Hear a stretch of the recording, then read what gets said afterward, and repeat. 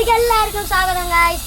ഇന്ന് നമ്മൾ ഇച്ചിരി പൂച്ചയും പട്ടിയും എല്ലാത്തിൻ്റെയും ഒരു മിമിക്രി വീഡിയോ ആണ് ചെയ്യാൻ പോകുന്നത്. അപ്പോൾ നമ്മൾ കാണാം.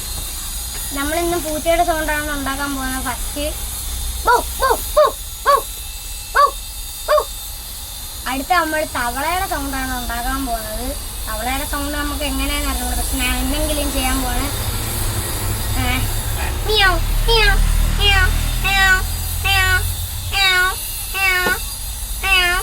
അടുത്ത നമ്മൾ തവളയുടെ സൗണ്ടാണ് ഉണ്ടാക്കാൻ പോകുന്നത്. തവളയുടെ സൗണ്ട്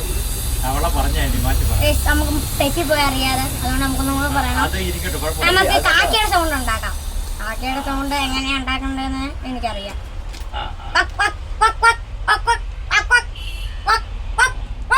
അതെല്ലാം പൊട്ട്. കാക്കയുടെ കളർ എന്തുവാ?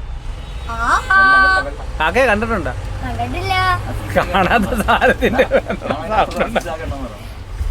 അത്രേ ഉള്ളൂ എനിക്കറിയാം. വേറെ എന്താ പറയാ മക്കൾക്ക്? വേറെ എനിക്കൊന്നും അറിഞ്ഞൂടാ.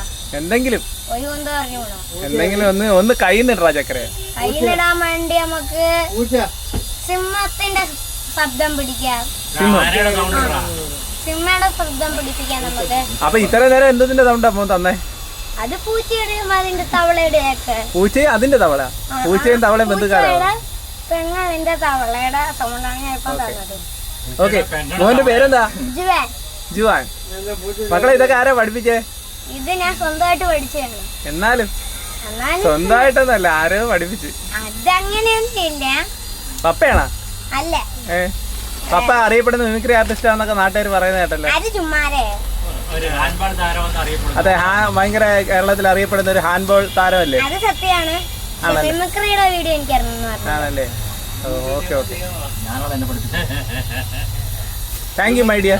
Thank you.